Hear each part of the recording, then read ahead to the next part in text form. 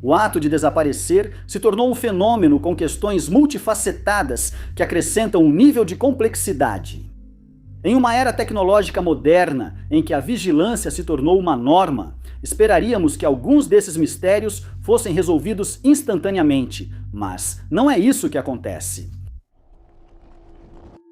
Existem temores muito reais de que o caso envolvendo Joanne Sion Lawak, um homem de 38 anos que em 2024 morava em Dargaville, Nova Zelândia, tenha chegado a um beco sem saída e que em breve esfrie.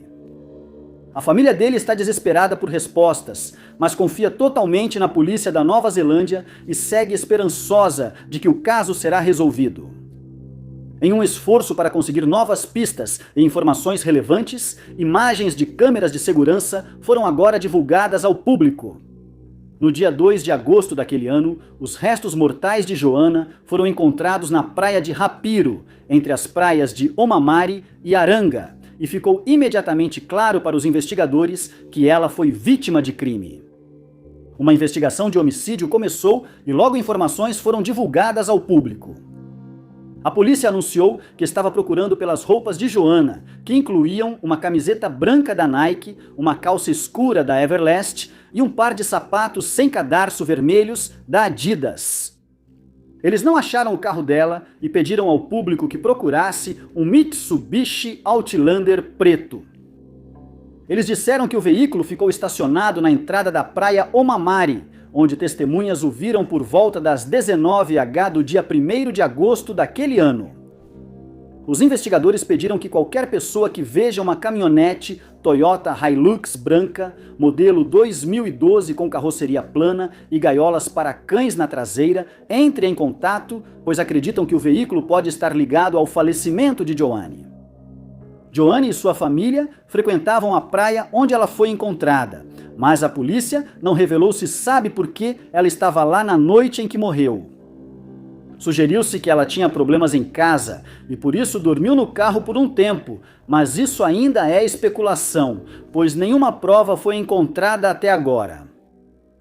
A mídia soube que várias pessoas eram interrogadas sobre o caso, mas a polícia não revelou nomes de suspeitos, nem comentou rumores sobre possível envolvimento da família de Joanne em sua morte.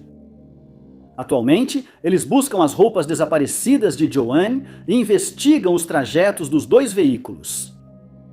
Também tentam identificar quem dirigia os veículos na noite em que Joanne morreu.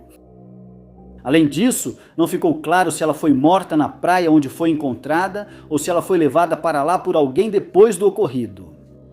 Os detalhes que foram divulgados afirmam que, no dia anterior, Joanne, seu marido Jared e seus filhos passaram um tempo na praia e mais tarde naquele dia, ela mandou uma mensagem para Jared dizendo que voltaria lá por um tempo antes de ir para casa.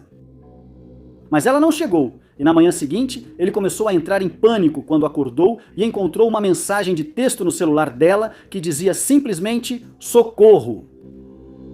A família dela seria posteriormente informada de que ela havia sido encontrada sem vida em uma área a certa distância da praia onde ela disse que estaria. Jared achou a mensagem estranha, pois Joanne nunca mandava mensagens de uma palavra só. Se ela tivesse problemas com o carro, teria explicado. Por isso ele acredita que a mensagem foi enviada enquanto estava sob controle de alguém que depois tirou sua vida. Foram divulgadas imagens de câmeras de segurança de um homem que a polícia quer ouvir, pois acredita-se que foi a última pessoa a vê-la viva. O rosto dele foi borrado nas imagens, mas espera-se que alguém o reconheça e se apresente. Se você tiver qualquer informação sobre o caso de Joanne, pedimos que Disque 105, mencionando o número do caso 2408039062. Jody Dallas Pennington era conhecido por seu amor pela natureza. Ele costumava sair com amigos para acampamentos e expedições de pesca. O morador de Jacksonville, Arkansas, de 49 anos, levava uma vida bem regrada e fazia pequenas viagens frequentes para seus locais favoritos na natureza. Jody sempre avisava para onde ia e mantinha contato, principalmente quando os planos mudavam. Seu desaparecimento repentino e sem aviso em março certamente não era típico e deixou a comunidade de Jacksonville em busca de respostas. Foi no dia 11 de março que Jody foi visto pela última vez em Jacksonville, quando saiu de casa em sua caminhonete Ford F-150 vermelha de 1995. Era impossível não notar o veículo. Ele tinha um adesivo branco de javali Razorback no vidro traseiro, adesivos de buracos de bala na borda da janela e uma caixa de ferramentas cinza na caçamba. De forma estranha, ele não disse para onde ia, nem avisou ninguém sobre seus planos. Segundo Bernie, seu irmão às vezes fazia viagens de fim de semana sozinho para pescar ou acampar, mas nunca ficava tanto tempo fora, nem sumia sem avisar. Seu comportamento foi considerado muito incomum. O próximo avistamento associado a Jody aconteceria já no dia seguinte, quando as câmeras Flock em Pine Bluff, Arkansas, registraram o Ford a 88 quilômetros de Jacksonville. Não se sabe se Jody dirigia quando o carro foi flagrado, mas era a única pista disponível. Após essa pista crucial, o caso esfriou assustadoramente, sem novos avistamentos ou evidências sobre seu paradeiro. Desde o dia fatídico, a família Pennington busca respostas sem cessar, esperando algo que encerre esse sofrimento. Bernie demonstrou grande preocupação pela falta de informações. Ele foi a todos os lugares de caça, pesca e acampamento onde o irmão costumava ir, mas não havia sinal dele. Nenhuma pegada, objeto pessoal ou marca de pneu do Ford. Jody parecia ter sumido da face da terra, deixando apenas perguntas e mistério. A família Pennington não era a única procurando pelo homem desaparecido. O Departamento de Polícia de Jacksonville investigou por conta própria, esgotando os esforços, mas não encontrou nada. Enquanto polícia e família pedem ajuda à comunidade, aguardam ansiosos por uma ligação que pode mudar tudo para eles. Já se passaram vários meses desde o desaparecimento, nenhuma pista surgiu e Jody continua desaparecida. Informações sobre esse desaparecimento misterioso podem ser direcionadas ao Departamento de Polícia de Jacksonville pelo telefone 501-982-3191. O público foi alertado para não se aproximar de um suspeito de homicídio ocorrido na região de Whitmore Rings, em Wolverhampton, na Inglaterra, no dia 19 de setembro, e para entrar em contato imediatamente com a polícia caso ele seja avistado, já que acredita-se que ele possa estar armado e pode reagir violentamente contra qualquer pessoa que ameace sua liberdade. O apelo está relacionado ao ataque contra Dwayne Mills, de 28 anos, que foi encontrado morto na Leicester Street naquele dia. Acredita-se que o suspeito, identificado como Mohammed Manir Khan, atacou Dwayne com uma arma de fogo, resultando em sua morte. Um segundo homem, identificado como Syed Zain Ali, de 32 anos, também ficou ferido durante o ataque e foi levado para um hospital, onde permaneceu em estado crítico. Mohammed, conhecido pelos mais próximos como Manny, tem ligações com a região de Wolverhampton e imagens de câmeras de segurança já foram divulgadas na tentativa de localizá-lo. As imagens mostram ele de moletom preto e cinza com capuz, calça combinando e boné preto de beisebol. Divulgaram uma foto nítida do rosto de Mohammed, pois as imagens das câmeras de segurança são granuladas e o rosto dele não aparece bem. As imagens foram gravadas cerca de 12 horas antes do ataque a Dwayne, que foi comunicado à polícia depois que alguém ouviu um disparo de arma de fogo na área. Quando os socorristas chegaram, Dwayne já estava morto e Syed foi levado rapidamente a um hospital. Os dois homens estavam sentados em um carro na rua Leicester quando Mohammed se aproximou deles e, de repente, sacou uma arma de fogo antes de mirar no veículo e abrir fogo. Não se sabe se ele interagiu com as vítimas antes do ataque ou se eles se conheciam. O motivo do ataque ainda é desconhecido, mas investigadores dizem trabalhar dia e noite para descobrir o ocorrido e localizar Mohammed para que responda por suas ações. As famílias de Dwayne e Syed ficaram devastadas pelo ataque e estão desesperadas por respostas, principalmente para entender por que Mohammed os atacou naquele dia. Espera-se que alguém reconheça o agressor e notifique a polícia a tempo para que ele possa ser capturado. Se você ou alguém que você conhece tiver essas informações, pedimos que ligue para 101 mencionando o registro 358 do dia 19 de setembro ou entre em contato com o Disque Denúncia pelo número 0800555111. A angústia é comum para milhares de famílias no mundo todo a cada ano, quando entes queridos não voltam para casa. Algumas convivem com a dor de encontrar o corpo sem vida, enquanto outras lidam com o peso de nunca saber o que ocorreu. Uma família da Irlanda do Norte acabaria enfrentando esse desfecho infeliz. Gerard Conway residia em Cookstown quando foi dado como desaparecido por sua família em fevereiro de 2007. Gerard Conway, 32 anos, foi diagnosticado com transtorno bipolar anos antes, tornando seu desaparecimento ainda mais preocupante. Gerard foi visto pela última vez em 25 de fevereiro. Ele aparece nas imagens das câmeras de um banco naquele dia, sacando dinheiro de sua conta. Algumas pessoas afirmaram tê-lo visto no fim de janeiro e início de fevereiro, mas no meio do mês, a família Conway precisou registrar seu desaparecimento. Buscas imediatas começaram para encontrar rapidamente a pessoa em situação de risco. Porém, as unidades caninas e a vigilância aérea não bastaram para solucionar o mistério. Apesar das buscas intensas, Gerard e seu corpo nunca foram encontrados. Uma investigação sobre o desaparecimento foi aberta e sugeriu que o homem já não estava vivo. Em setembro, a mãe do homem desaparecido traria mais detalhes sobre sua personalidade. Segundo ela, Gerard costumava desaparecer após brigas familiares. Ela afirmava, porém, que ele sempre voltava, mas diziam que ele tinha uma reputação difícil. Ele era descrito, abre aspas, como um brigão. A mãe de Gerard comentou que quando ele mostrava seu lado agressivo, a situação piorava muito. A investigação revelou que um ano antes, Gerard sofreu 3 ataques meses antes de desaparecer. Os detalhes sugerem que ele poderia facilmente ter se envolvido em uma situação hostil que causou seu desaparecimento. A comunidade está perplexa com o incidente e acredita que alguém fez algo com o homem, e seu tio sugere que havia várias pessoas que não gostavam dele. Alegaram que, se estivesse em episódio maníaco, poderia atacar outras pessoas. Alguns acham que isso ocorreu e que ele pode ter mirado na pessoa errada. Uma ex-namorada chegou a afirmar que ouviu um boato dizendo que ele havia sido levado e estava sendo mantido em um celeiro. Tudo isso era apenas especulação de familiares, polícia e comunidade.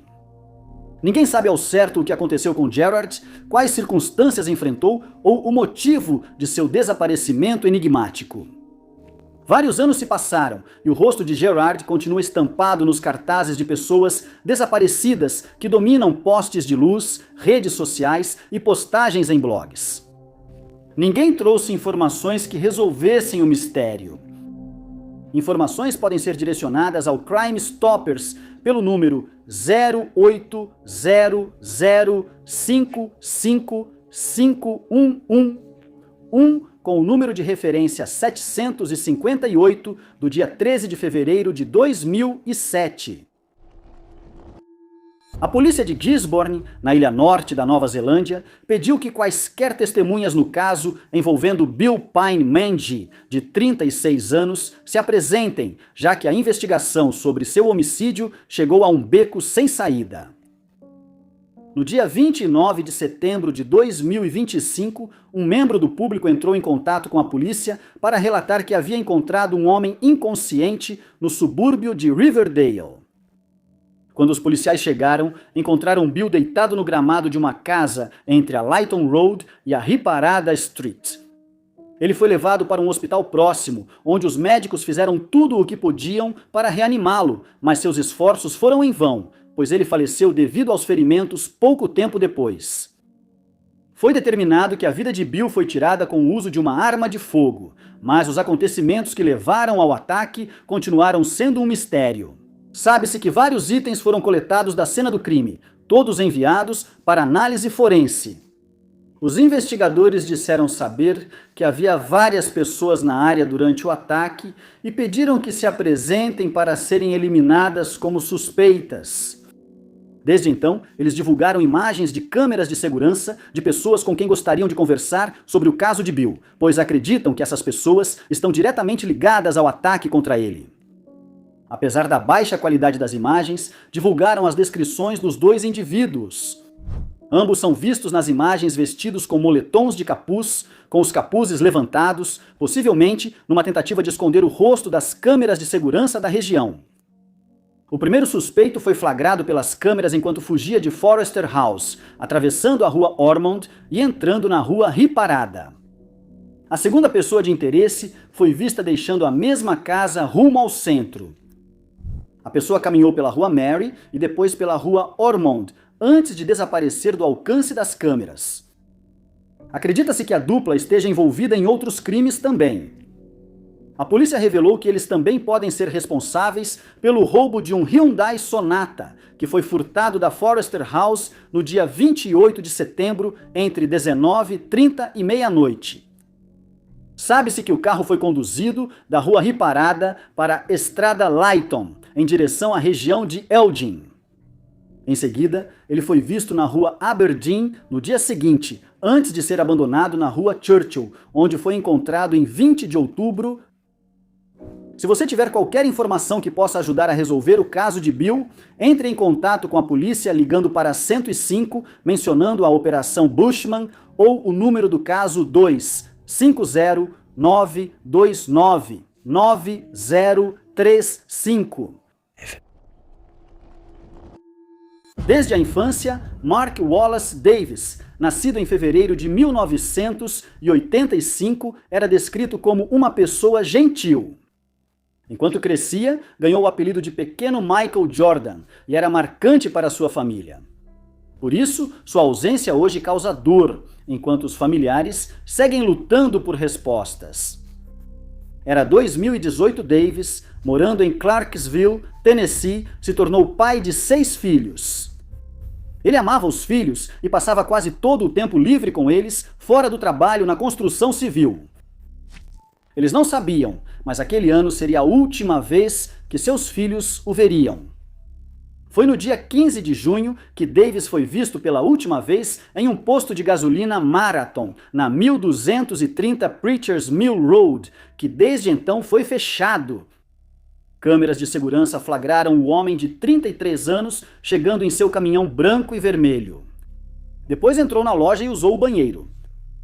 Depois disso, ele foi visto saindo do prédio e indo para a parte de trás, onde não havia câmeras. Aqui, Davis teria se envolvido em briga física com um indivíduo cujo nome não foi divulgado. Nenhum detalhe sobre o confronto jamais foi divulgado. Depois, ele voltou para o caminhão, entrou e partiu. Essa foi a última vez que alguém o viu, mas, ao sair, Davis continuou em contato com alguns amigos para quem enviou mensagens de texto. 2 dias depois, no Dia dos Pais, a família notou algo errado. Eles não tinham notícias dele desde aquele dia e, por sua dedicação aos filhos, sua ausência no Dia dos Pais preocupou. Mas alguns dias se passaram antes que o colega de quarto preocupado do homem desaparecido começasse a entrar em contato com a família, perguntando se algum deles tinha visto Davis. Os parentes notaram que não tinham notícias dele há dias, o que era incomum, pois ele costumava manter contato regularmente. Após o contato do colega de quarto, várias tentativas de ligar para ele não foram atendidas. A família chegou a entrar em contato com os hospitais locais na esperança de que ele pudesse ter ido parar lá. Mas a esperança estava rapidamente se esgotando. Após Davis ser dado como desaparecido pelos parentes, iniciaram as buscas por informações. Os investigadores analisaram as câmeras de segurança e suspeitaram rapidamente de crime no desaparecimento. Eles também suspeitaram que alguém ocultava informações que poderiam revelar seu paradeiro. A mãe de Davis, Kim, acredita que algo trágico pode ter acontecido. Programas sobre crimes entraram na rotina dela e ela busca qualquer informação que ajude no caso. Mas ela só conseguiu pedir que a comunidade trouxesse informações.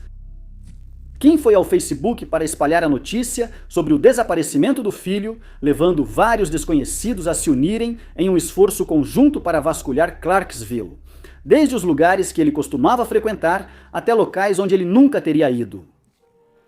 Apesar das horas, dias e semanas de buscas, nenhuma pista conseguiu revelar o paradeiro de Davis, deixando a família com feridas profundas que só podem ser curadas com a resposta para uma pergunta: onde está Mark Wallace Davis? Informações sobre esse desaparecimento podem ser direcionadas ao Departamento de Polícia de Clarksville pelo telefone 9316480655. Por volta das 22h20 do dia 2 de setembro de 2013, a polícia de Pembroke, em Bermudas, atendeu a uma ocorrência na área da missão de Santa Mônica, onde foram notificados sobre um incidente envolvendo o disparo de uma arma de fogo. Ao chegarem, encontraram Jonathan Dill, de 30 anos, inconsciente fora de casa, e o levaram rapidamente ao Hospital Memorial Rei Eduardo VII. Mas logo depois foi anunciado que Jonathan havia falecido e que a polícia estava à procura do homem que o atacou. Presumiu-se imediatamente que o ataque tinha relação com gangues locais devido à sua execução. Os investigadores disseram que Jonathan foi baleado por trás, em estilo de execução, indicando que ele conhecia o autor do crime. Patrulhas policiais foram imediatamente enviadas para várias áreas, já que havia o temor de que a gangue rival retaliaria contra os culpados, embora se acredite que o agressor de Jonathan estava sozinho no momento do ataque. Testemunhas relataram ter visto um homem fugindo da área em uma motocicleta e que ele estava sozinho no momento. Ele então virou para o sul na Glebe Road e acredita-se que depois seguiu para Parsons Road, Friswell's Hill ou Bishop Spencer Road. Testemunhas relataram que Jonathan tentou fugir do homem, mas não conseguiu e foi morto. Foi relatado que até 9 disparos foram efetuados, mas isso não foi confirmado, e acredita-se que Jonathan foi atingido apenas uma vez, mas o tiro foi fatal. Seus vizinhos disseram que a casa de Jonathan é popular e frequentemente reúne pessoas, a maioria supostamente ligada a gangues da região. Também não é incomum que pessoas relatem disparos de armas de fogo naquela área, mas a maioria desses casos geralmente não é muito grave. Mas já houve vários incidentes graves no passado, um dos quais envolveu um ataque semelhante durante o qual 2 pessoas perderam a vida. Esses casos já foram resolvidos, pois os culpados foram presos, mas o suspeito responsável por tirar a vida de Jonathan continua foragido. A preocupação de que as pessoas que vivem na área possam saber mais do que estão revelando, mas elas hesitam em se manifestar, já que o incidente provavelmente está relacionado a gangues e podem ter medo de sofrer retaliação se falarem. Para ajudar a refrescar a memória do público, uma imagem de câmera de segurança de um carro claro foi divulgada. Ela foi capturada por volta das 10h20 da noite, enquanto o carro seguia pela Glebe Road em direção ao antigo Pepper Pot. Vale destacar que a polícia não apontou o motorista como suspeito, mas acredita que ele pode fornecer informações importantes sobre o caso de Jonathan e, por isso, pede que se apresente. Qualquer pessoa que tenha visto esse carro também é incentivada a entrar em contato com a polícia, já que qualquer pequeno detalhe pode ser fundamental para resolver o caso. A marca e o modelo do veículo seguem desconhecidos, pois as imagens das câmeras de segurança são de baixa qualidade. O veículo estava a uma certa distância da câmera que o capturou. Imagens de câmeras de segurança mostram alguém de moto e o condutor foi solicitado a contatar os investigadores, pois pode ter informações relevantes. Qualquer pessoa que possa ajudar nesta investigação deve entrar em contato com a Unidade de Crimes Graves das Bermudas pelo número 2471739. Foi no dia 9 de novembro de 2021 que a polícia de Oakland foi de porta em porta, batendo e esperando que os vizinhos tivessem alguma informação. Procuravam por Cindy Lee, moradora de Sandringham, vista pela última vez em câmeras de segurança antes de desaparecer. A senhora de 70 anos foi vista na Tranmere Road, mas as câmeras não captaram o que ocorreu depois. Cindy fazia caminhadas de manhã e era vista pelos vizinhos com frequência. A mulher saiu para sua caminhada de rotina, mas, em vez de relaxar, uma busca em grande escala foi realizada. As autoridades montaram rapidamente equipes de busca e resgate mobilizadas por 5 dias no bairro. Durante as buscas, os policiais procuravam imagens de câmeras de segurança na região para tentar rastrear os passos de Cindy e descobrir seu possível paradeiro. Os dias passaram e nada encontraram. Apesar dos esforços e poucas pistas, as autoridades não conseguiam dizer o que ocorreu, se houve envolvimento de alguém ou se foi um acidente estranho. Apesar dos 70 anos, Cindy era ativa, em boa forma e não havia razão médica para seu desaparecimento. A mulher morava na Nova Zelândia há 30 anos e tinha um negócio com o marido, então não havia chance de ela apenas ter se perdido. Sem novas pistas, a polícia recorreu ao público por informações. Divulgaram imagens das câmeras, descrição e foto da mulher desaparecida, esperando que alguém tivesse visto algo. Eles pediram que, se alguém tivesse visto uma mulher usando roupas que correspondessem à descrição, que se apresentasse. Mas os dias se passaram sem nenhuma pista que pudesse levar ao paradeiro de Cindy, e a esperança começou a diminuir. Então, de forma totalmente inesperada, 11 dias depois, já perto de completar 2 semanas do desaparecimento, a polícia descobriu algo notável. Em 20 de novembro, perto do meio-dia, Cindy foi achada em estado crítico na casa de um vizinho. Apesar de não ter ferimentos físicos, a mulher estava gravemente desidratada ao ser encontrada e foi levada ao hospital para estabilização na UTI. Aconteceu que justamente essa casa em particular, que estava desocupada, só foi revistada naquele dia.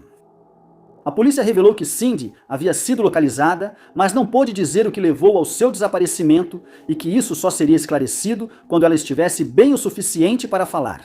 Até 2025, as circunstâncias do estranho desaparecimento continuam sendo um mistério. Persistem muitas dúvidas sobre o desaparecimento de Cindy Lee.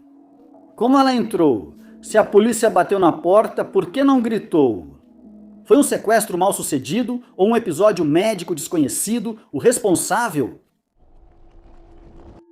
A polícia de Nova Gales do Sul declarou que Hong Lee Chi, de 28 anos que morava em Sydney, Austrália, em 2022, foi dado como desaparecido por sua família no dia 11 de maio daquele ano, depois que eles não conseguiram entrar em contato com ele. Uma investigação começou e uma das primeiras pistas foi uma filmagem de câmeras de segurança mostrando Chi saindo de um complexo de apartamentos na Macquarie Street por volta das 18 horas. Naquela noite, as imagens foram divulgadas ao público. Ela mostrava Chi caminhando pelo saguão do prédio e, em seguida, câmeras instaladas do lado de fora do edifício o mostraram caminhando para fora. Depois, ele checou o celular e caminhou pela rua. Ele é visto olhando por cima do ombro várias vezes, mas não se sabe se isso tem relação com seu desaparecimento. Mal sabiam os investigadores que essas imagens mostravam a última vez em que Chi foi visto com vida.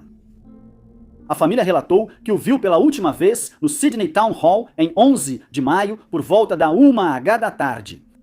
Depois, ele simplesmente deixou de responder às mensagens deles. As ligações para o telefone dele iam direto para a caixa postal, então eles decidiram entrar em contato com a polícia. Em 6 de agosto, funcionários da cidade acionaram a polícia ao encontrar restos mortais de um homem nos arbustos da Packer Road, em Hawkesbury. Os restos mortais foram enviados para um laboratório para análise e os resultados confirmaram que era Chi quem havia sido encontrado. As circunstâncias em torno de sua morte são consideradas suspeitas e presume-se que ele foi vítima de um crime. Mas houve pouco progresso no caso, e os investigadores pediram a ajuda do público para reunir todos os fatos relevantes. Eles pediram que qualquer pessoa que tenha conversado com Chi nos dias que antecederam sua morte entre em contato com eles, pois pode ter informações relacionadas ao caso. Muitas perguntas seguem sem resposta, como Chi ficou a cerca de 80 quilômetros de onde foi visto por último nas imagens de vigilância. Além disso, ele jamais teria parado de se comunicar com a família de repente, por isso sugeriram que foi levado ao local onde foi achado antes de ser morto. As fontes não informaram se a causa da morte foi determinada.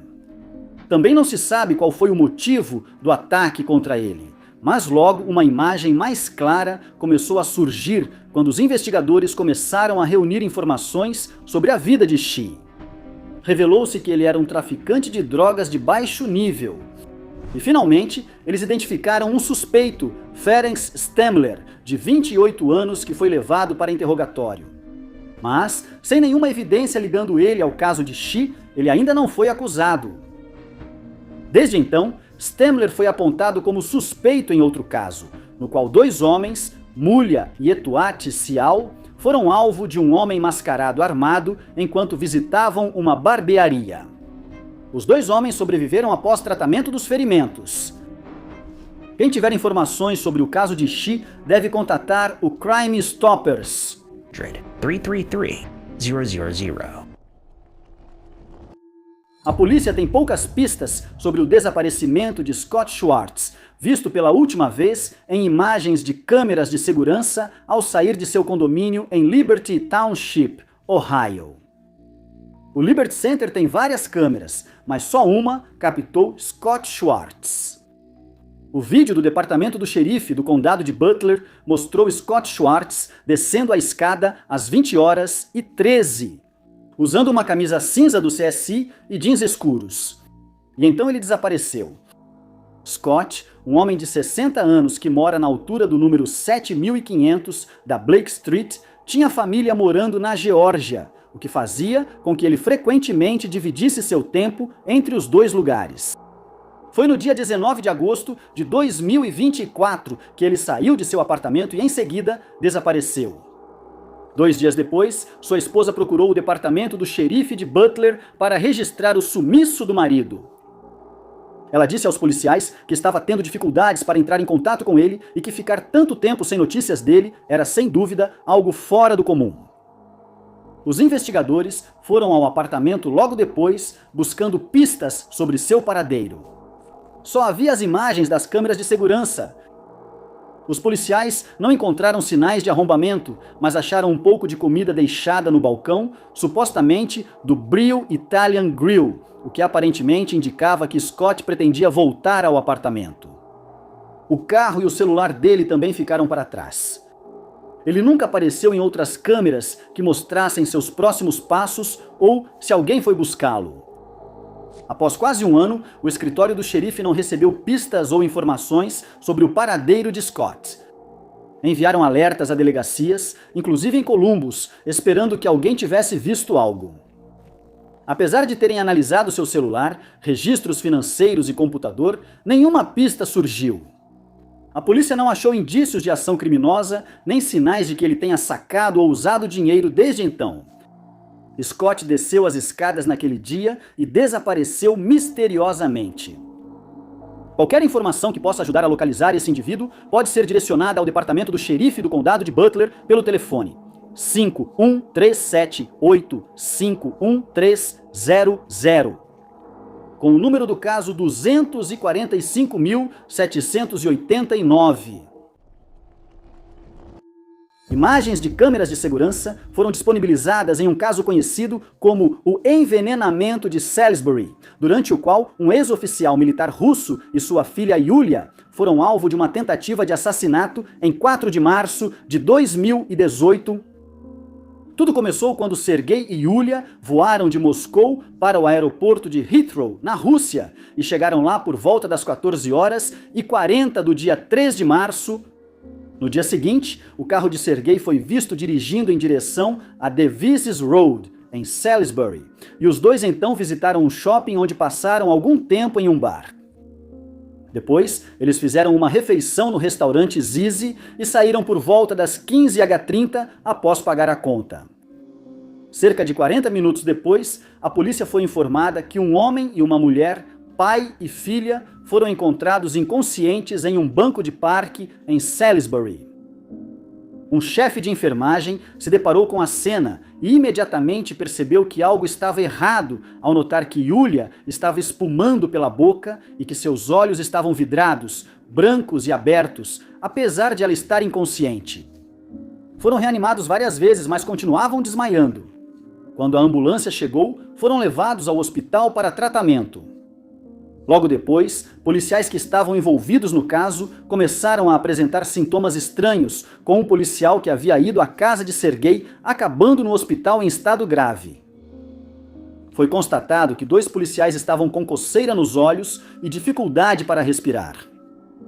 Enquanto isso, Sergei e Yulia ainda tentavam se recuperar. Mas no dia 29 de março foi anunciado que Yulia estava melhorando. E um mês após o incidente, Sergei finalmente recuperou a consciência. Em 18 de maio, ambos foram considerados aptos a voltar para casa. O investigador relatou ter adoecido por envenenamento após vasculhar a casa de Sergei, mesmo usando roupas de proteção. Depois, descobriu-se que um agente nervoso militar, o Novichok, foi colocado na maçaneta da porta e, ao ser tocado, contaminou o restante da casa, tornando o local muito perigoso.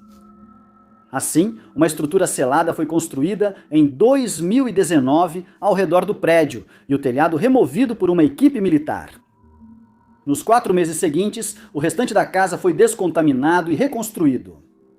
Anunciaram que 2 suspeitos foram identificados. Suspeitava-se que Alexander Petrov e Ruslan Boshirov eram oficiais da inteligência militar russa que realizaram os envenenamentos. O doutor Alexander Mishkin foi então incluído como terceiro suspeito. Ficou claro que os envenenamentos foram feitos pela Rússia, pois Sergei era suspeito de espionar para o governo britânico. Este caso está em andamento e deve demorar para ser resolvido. Por enquanto, os principais suspeitos do incidente já foram identificados. Fontes dizem que Sergei e Yulia foram para a Nova Zelândia, mas isso ainda não foi confirmado. Sarah Gale Ebersol nasceu em setembro de 1996 como a caçula de 8 filhos. Ela cresceu em Sarasota, Flórida, onde foi criada por sua tia e seu tio. Quando era adolescente, Sarah se via alternando entre 2 casas, a de suas tias e a de suas irmãs em Dunedin. Em 2014, aos 18 anos, ele se mudou para Dunalan e se casou, mas o casamento foi breve e o casal se separou em apenas 1 ano. Sarah acabou dividindo um apartamento na Noroeste, 60ª Avenida, número 19.220, em Reddick, Flórida. Ela trabalhava na região como dançarina erótica. Apesar do pequeno contratempo do divórcio, separação e de ter voltado para Reddick, a vida de Sarah estava indo bem, mas isso chegaria a um fim repentino em 2 de março de 2023, quando ela desapareceu de forma misteriosa. Foi por volta das 19h daquela noite que ela saiu do trabalho e mandou uma mensagem para a irmã pedindo uma carona para casa. A irmã não estava disponível e não pôde buscá-la. 50 minutos depois, ela pediu que a irmã desse um oi aos filhos. Então, às 22h11, a última mensagem chegaria. Hoje, a irmã queria ter conseguido impedir que ela fizesse isso. A última mensagem dizia que Sarah entrou em um caminhão aleatório com homens desconhecidos que ela descreveu como cowboys. Ela estava feliz com eles e esperava uma viagem divertida para casa. Sarah foi vista na câmera de vigilância do posto de gasolina Circle Cake, na rodovia 441, norte número 17.980, entrando na caminhonete preta com 2 homens. A jovem de 26 anos nunca chegou em casa e não foi mais vista, nem deu notícias desde então. No dia seguinte, preocupada com Sarah, a colega de quarto tentou registrar o desaparecimento, mas a polícia disse que era preciso esperar 1 semana. Sem conseguir contato com Sarah, a família registrou seu desaparecimento no departamento do xerife do condado de Marion, iniciando a investigação. As autoridades identificaram rapidamente os homens desconhecidos vistos com Sarah pela última vez. Eles foram entrevistados, mas a polícia nunca divulgou informações coletadas. Investigadores relataram que Sarah foi vista pela última vez na madrugada de 3 de março, entrando em um sedã azul, possivelmente um Hyundai, segundo testemunhas. Um dos colegas de quarto dos cowboys se apresentou para revelar que a mulher desaparecida esteve na residência deles naquela noite, ficando por lá até as primeiras horas da manhã. Ela então saiu sozinha e entrou naquele veículo azul. A partir daí, o caso esfriou, com os depoimentos das testemunhas e as imagens das câmeras de segurança sendo as únicas pistas que eles tinham. Então, um ano inteiro depois, após trabalharem incansavelmente para descobrir quem era o dono do sedã azul, houve um avanço no caso. Em março de 2024, o departamento do xerife de Marion revelou o nome do motorista. Era Tyrone Moorman, que agora é considerado uma pessoa de interesse. Investigadores obtiveram mandado para vasculhar o celular do homem e descobriram que ele e a mulher desaparecida estiveram em uma loja de conveniência no noroeste do condado de Marion. Eles estiveram lá na manhã do dia 3 de março de 2023. Infelizmente, essa é a única informação que a polícia conseguiu determinar, e Moorman tem sido pouco colaborativo desde então. Agora, as autoridades pediram ajuda ao público por informações que respondam: o que aconteceu com Sarah Ebersol? As informações podem ser encaminhadas para o escritório do xerife do condado de Marion pelo telefone 352-368-3508. 08. Sean Fox, de 42 anos, é mais uma vítima de um ataque calculado que tirou sua vida em 2 de outubro de 2022 em Belfast, Irlanda. Uma recompensa de $20 mil, que equivale a cerca de $26 mil, está sendo oferecida a qualquer pessoa que possa fornecer informações adicionais que ajudem a encerrar o caso, mas até agora nenhuma foi recebida.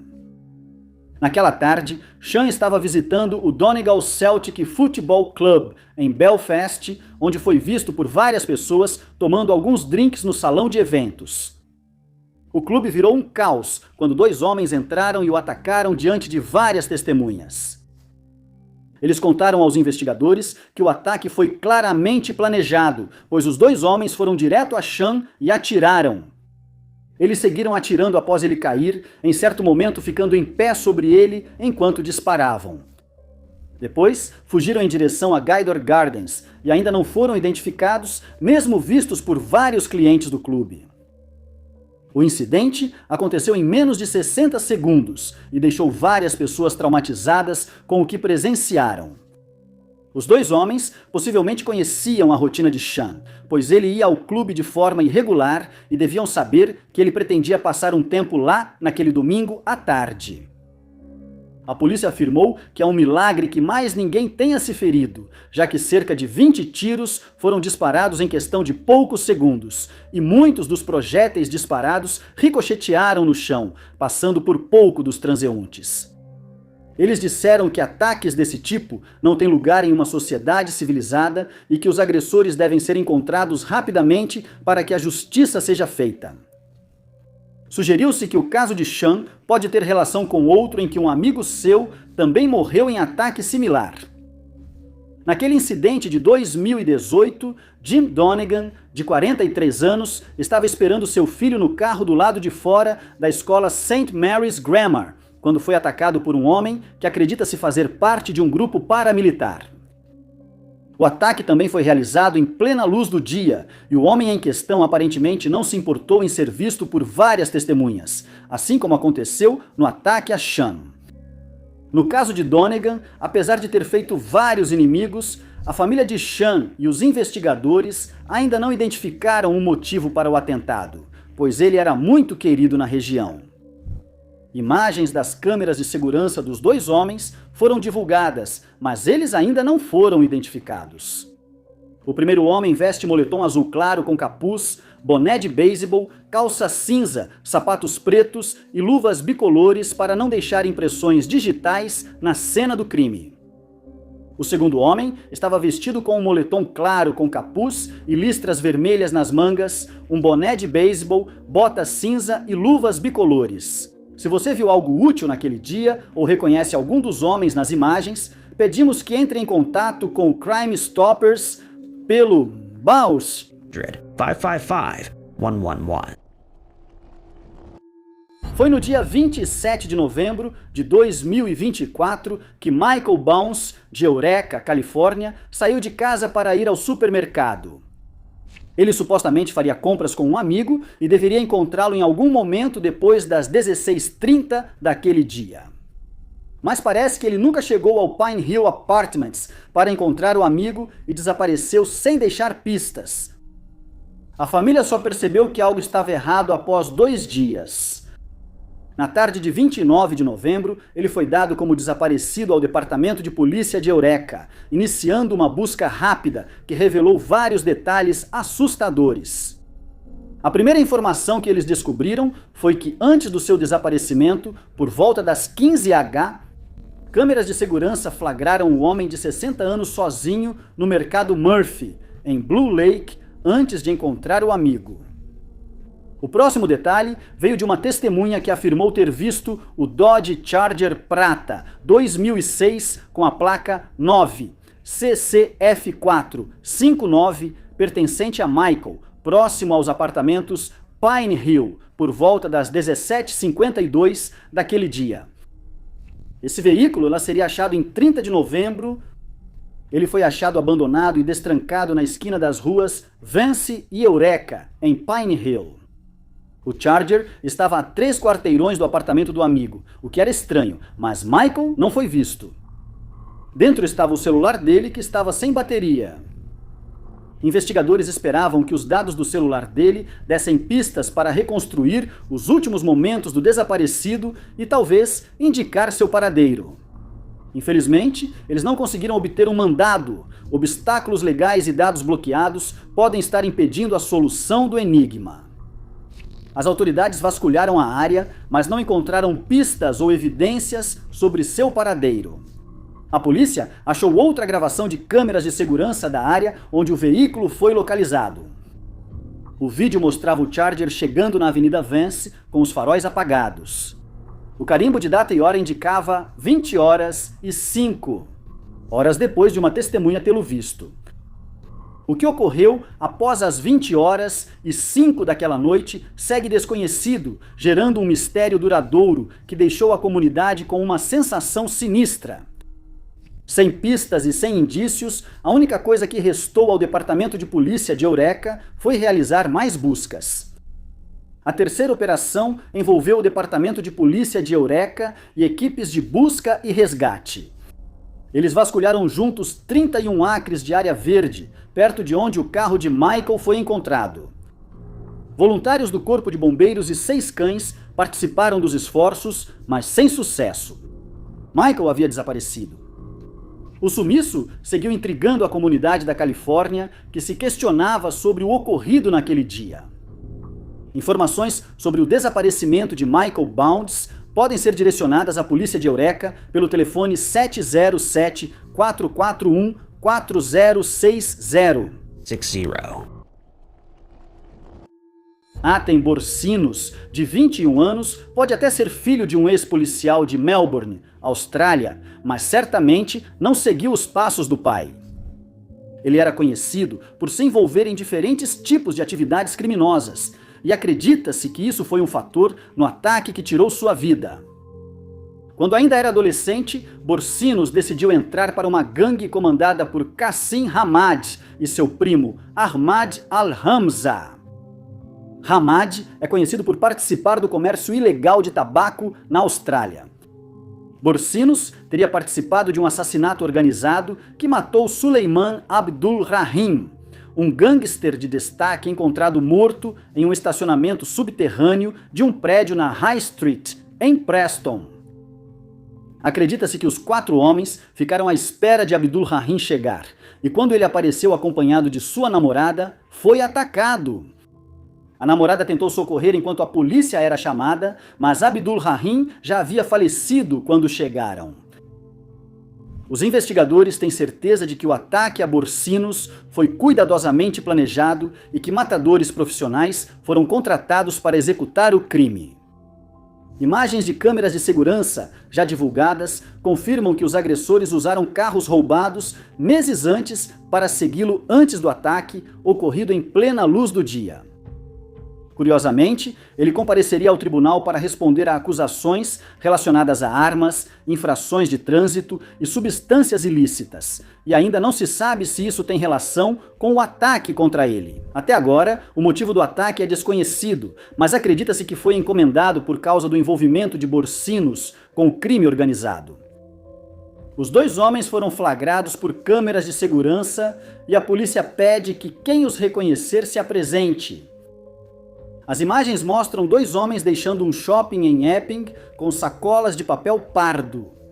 Em seguida, eles foram até um SUV Volkswagen, que havia sido registrado como roubado em Melbourne dias antes. Após realizarem o atentado com sucesso, eles fugiram em um Nissan Patrol, mais um veículo roubado, e depois de percorrerem certa distância, abandonaram esse carro para pegar um Volkswagen Golf. Depois de viajarem no Golf por um tempo, eles trocaram de carro novamente e entraram em um BMW, mas não antes de incendiar o Golf na esperança de que as chamas destruíssem qualquer possível evidência que tivesse sido deixada para trás. Se você souber quem são esses dois homens, pedem que entre em contato com o Crime Stoppers pelo número 1-800-333-000. O Departamento de Polícia de Brockton, unidades caninas e outras organizações de resgate foram rapidamente às áreas arborizadas próximas às Torres Caffrey, no 755 da Crescent Street, Brockton, Massachusetts, no início de julho deste ano. Eles estavam procurando por uma pessoa desaparecida, alguém cujo desaparecimento não era apenas misterioso, mas também incrivelmente perigoso. O sumiço de Marie-Louise Sant, de 7 anos, que vivia no apartamento onde os policiais faziam buscas. Era 5 de julho, quando Marie, que só fala crioulo haitiano, saiu do seu condomínio e desapareceu sem deixar rastros. Segundo a família, ela já tinha se afastado antes, mas sempre era encontrada logo. No entanto, a densa floresta ao redor de sua casa dificultava ainda mais encontrá-la, caso ela estivesse lá. Os parentes expressaram preocupação com esse desaparecimento, apesar de incidentes anteriores. A preocupação com o bem-estar dela aumentava com o passar dos dias. Marie foi vista na câmera de vigilância, bem na frente do condomínio, que só registrou ela saindo, mas não revelou para qual direção ela pode ter ido. Apesar dos esforços urgentes da polícia e socorristas, nenhuma pista sobre o paradeiro de Marie foi encontrada. Eles apelaram ao público, esperando que alguém tenha visto algo. Ninguém parece ter visto. Os cães não farejaram nenhum rastro na área arborizada, o que aumentou a complexidade do caso. As autoridades que estão investigando o caso não revelaram se suspeitam de crime ou não, quem foi a última pessoa a vê-la, ou quais podem ter sido as circunstâncias do desaparecimento repentino de Marie. Ela simplesmente se afastou e se perdeu? Alguém a pegou? Ou há algo mais sinistro por trás disso? Essas perguntas preocupam a comunidade de Massachusetts. Sem evidências, o caso circulou nas redes sociais na esperança de aparecer alguma testemunha. Mas essa circulação atraiu uma teoria perturbadora que muitos nas redes sociais começaram a especular. Eles sugeriram que Marie provavelmente foi vítima do ICE, a Agência de Imigração e Alfândega dos Estados Unidos, por ser haitiana. Com essa sugestão, os temores só aumentaram para a família. Se Marie fosse detida pelo ICE, poderia estar em qualquer lugar, num centro de detenção ou já deportada, e sua família não saberia. A polícia de Brockton segue buscando a mulher desaparecida, cuja idade e possíveis problemas de saúde tornam urgente encontrá-la. A polícia abriu um canal de comunicação, esperando que informações da comunidade possam levar ao paradeiro dela. As informações podem ser direcionadas ao Departamento de Polícia de Brockton pelo telefone 5089410200. O caso envolvendo o operário metalúrgico de 35 anos, Corey Arismendes, que ocorreu em Austin, Texas, em 2022, deixou sua família e os investigadores perplexos, pois ainda estão tentando descobrir quem o atacou e qual teria sido o motivo. Imagens de vigilância já estão disponíveis ao público. O vídeo não mostra o ataque a Corey, mas revela seus passos antes de sua morte e espera-se que isso ajude alguém a lembrar e se apresentar para que o agressor seja preso. No vídeo editado de 4 minutos que foi divulgado, Corey é visto embarcando em um ônibus da Capmetro às 22h07 do dia 16 de abril daquele ano. Essas imagens foram registradas pelas câmeras de segurança do ônibus. Em seguida, ele foi flagrado por câmeras na altura do número 1500 da Rua Lavaca, por volta das 22h36 daquela mesma noite, enquanto atravessava de um lado da rua para o outro. Ao chegar ao outro lado, ele foi para o sul e saiu do campo de visão. A próxima vez que ele foi visto por câmeras foi cerca de 90 minutos depois, na manhã de 17 de abril, enquanto caminhava por uma calçada próxima à esquina sudeste da Rua Sexta com a Rua Brazos. Em seguida, ele seguiu para o oeste pelas ruas Sexta e Congress, e às 12h30, ele foi visto na altura do número 200 da Rua Sexta, mas já não estava mais sozinho, pois agora estava acompanhado de uma mulher que carregava uma bolsa branca. Depois, ele entrou em uma loja na extremidade norte da Rua Sexta e saiu 30 minutos depois, a 1h da manhã. Ele aparece conversando com outra mulher na rua. Nenhuma das pessoas nas imagens se apresentou até agora e espera-se que o vídeo as incentive a fazê-lo.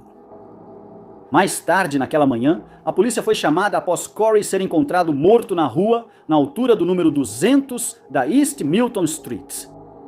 Foi confirmado que ele foi atacado com arma de fogo, mas nenhum suspeito foi identificado, pois seus movimentos antes do ataque seguem desconhecidos.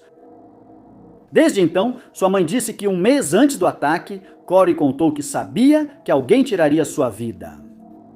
Ele não entrou em detalhes, apenas disse à mãe que queria garantir que ela soubesse de suas preocupações.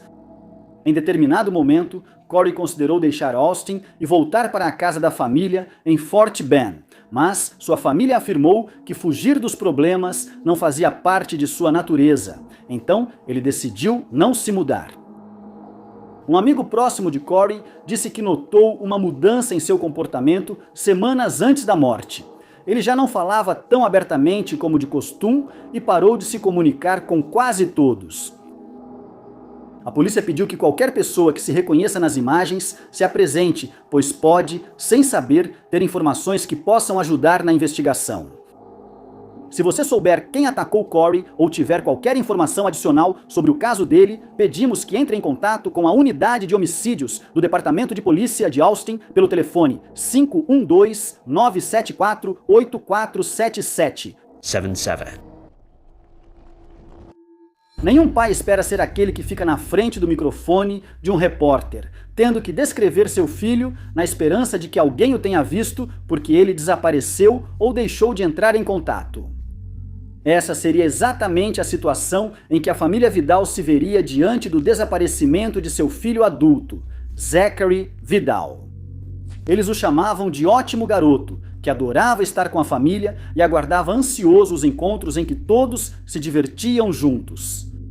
Esses encontros familiares divertidos se tornaram impossíveis desde o inexplicável desaparecimento de Zachary em 2022. Foi no dia 22 de outubro daquele ano que o jovem de 27 anos entrou na loja de conveniência 7-Eleven, localizada na região da Rota 60 e na East Norwegian Street, em Pottsville, Pensilvânia. Ele apareceu na câmera da loja com camisa vermelha, jeans azul, jaqueta bege e boné Oakley. A câmera registrou sua entrada por volta das 16 horas e também sua saída, marcando os momentos antes de desaparecer. Mais tarde naquele dia, Zachary foi a uma festa em uma casa em Pottsville. Segundo os moradores, ele saiu nas primeiras horas da manhã seguinte e não foi mais visto ou ouvido. A família Vidal não acredita que o jovem tenha pretendido desaparecer e sugere que alguém sabe de algo e possui a chave crucial para responder à pergunta sobre o paradeiro de Zachary. Após seu desaparecimento, a polícia de Pottsville logo começou a buscar pistas. Uma dica surgiu logo após o desaparecimento, afirmando que Zachary havia sido visto caminhando pelos trilhos de trem que saem da cidade. As autoridades não confirmaram o avistamento, restando apenas as imagens da loja de conveniência e a presença na festa como movimentos certos antes do desaparecimento. Dizem que Zachary costumava andar pela área da biblioteca pública gratuita de Pottsville, assim como pela roda nas ruas Market e Center, mas ele não foi visto em nenhum desses lugares que costumava frequentar. Também foi sugerido que ele pode ter estado em Schuylkill Haven, um distrito na Pensilvânia, ou em Sharp Mountain, no leste da Pensilvânia, que faz parte da região de Regent Valley dos Apalaches. Mesmo com buscas nessas áreas, Zachary segue desaparecido. Informações sobre o desaparecimento de Zachary Vidal podem ser direcionadas ao Departamento de Polícia de Pottsville pelo telefone 570-622.234. A família de pai e filho, Faustino Elamo, de 63 anos, e Luiz Aniele Alamo, de 25 anos, está desesperada por respostas da cidade de Chicago, já que os homens responsáveis por tirar a vida de Faustino e Luiz ainda não foram identificados. Aqueles que conhecem a família descrevem sua dinâmica como saudável, já que são conhecidos por apoiarem uns aos outros. Eles costumam passar a maior parte do tempo juntos, o que torna o ataque ainda mais trágico. O pai e o filho eram donos de uma joalheria no bairro Little Village, em Chicago, e às 17h49, no dia 8 de novembro de 2025, eles estavam prestes a começar a fechar para a noite. Antes disso, um homem de moletom com capuz do Chicago Blackhawks entrou na loja e foi flagrado pela câmera de segurança. Ele então sacou uma arma de fogo e a apontou para o pai e o filho, exigindo que eles entregassem várias peças de joias. Sem escolha, os dois homens obedeceram por temerem por suas vidas. E assim que o assaltante conseguiu o que queria, ele começou a fugir. Uma câmera de um comércio próximo mostra o homem saindo da loja e seguindo pela rua. Mas Faustino e Luiz decidiram ir atrás dele na tentativa de recuperar os itens roubados. Um deles o seguiu pela rua e, quando alcançou o culpado, houve uma briga. O ladrão conseguiu se soltar, mas nesse momento, tanto Faustino quanto Luiz o perseguiam. Eles seguiram o ladrão até a esquina da Avenida Springfield, onde a situação tomou um rumo perigoso e trágico. O homem, provavelmente se sentindo encurralado, sacou sua arma de fogo mais uma vez e, dessa vez, abriu fogo. O pai e o filho foram ambos atingidos e o assaltante conseguiu fugir ainda com os itens roubados em sua posse. Ele foi visto entrando em um SUV Maserati branco e fugiu em alta velocidade em direção ao sul pela Springfield Avenue. Infelizmente, as imagens de vigilância não foram suficientes para identificar o culpado, e a polícia agora pediu que qualquer pessoa que o reconheça se apresente para que ele possa ser localizado e preso. Uma recompensa total de $20 mil está sendo oferecida a quem puder fornecer aos investigadores o paradeiro dos homens. E eles pediram aos outros donos de joalherias da região que entrem em contato caso tenham notado pessoas com aparência suspeita rondando suas lojas.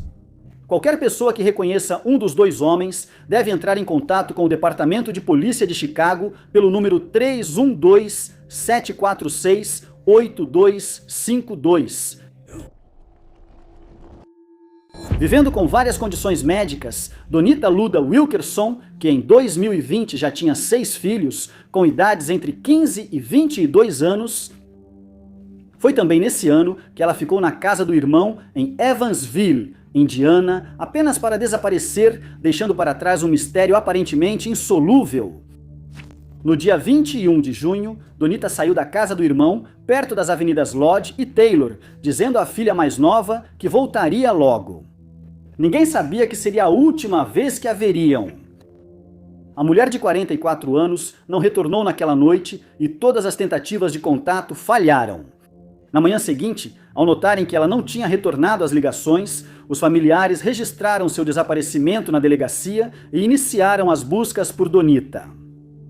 A polícia tentou contatá-la, mas viu que o celular estava desligado ou sem bateria. Na esperança de determinar quais tinham sido seus deslocamentos, os investigadores logo recorreram às câmeras de vigilância e começaram a vasculhar horas de gravações. Em pouco tempo, encontraram imagens de Donita, vista por volta das 20 a 16 da noite anterior, saindo de um motel no leste de Evansville. As câmeras de segurança flagraram Donita do lado de fora do local com uma pessoa não identificada.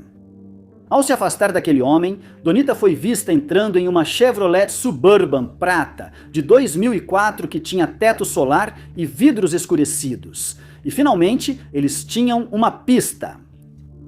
A polícia analisou mais imagens de câmeras de segurança seguindo o SUV em que Donita entrou. O veículo passou pelo sudoeste de Indiana e depois entrou no sul de Illinois. Os investigadores conseguiram descobrir que o telefone de Donita havia emitido sinal 5 vezes nessa região, especificamente nos arredores de Carbondale, em Illinois. Os sinais cessaram abruptamente nas primeiras horas da manhã seguinte. As autoridades identificaram o dono do SUV e o localizaram rapidamente, mas ele teria se recusado a cooperar, fazendo o caso esfriar assustadoramente. Dias antes do desaparecimento de Donita, algo sinistro já havia ocorrido. Segundo a família, ela recebia mensagens cada vez mais ameaçadoras de 2 homens. Um dos indivíduos era um ex-namorado. De acordo com registros judiciais, ele foi preso 4 vezes entre 2018 e 2019, supostamente por violência doméstica e agressão. Donita foi listada como vítima. Embora suas identidades não tenham sido divulgadas, esses 2 homens e o dono do SUV não são considerados suspeitos no estranho desaparecimento. O caso ainda está sob investigação, sem nenhum avanço até o momento. Uma recompensa de $5.000 é oferecida por informações sobre o paradeiro da mulher desaparecida. Informações podem ser enviadas ao Departamento de Polícia de Evansville. 12-436-7979. Muito obrigado por assistirem, pessoal. Se você gostou deste vídeo, não se esqueça de clicar no botão de curtir. Não se esqueça de se inscrever e ativar o sininho para receber nossos próximos vídeos. Sou Top 5 Unknowns e vejo vocês no próximo vídeo.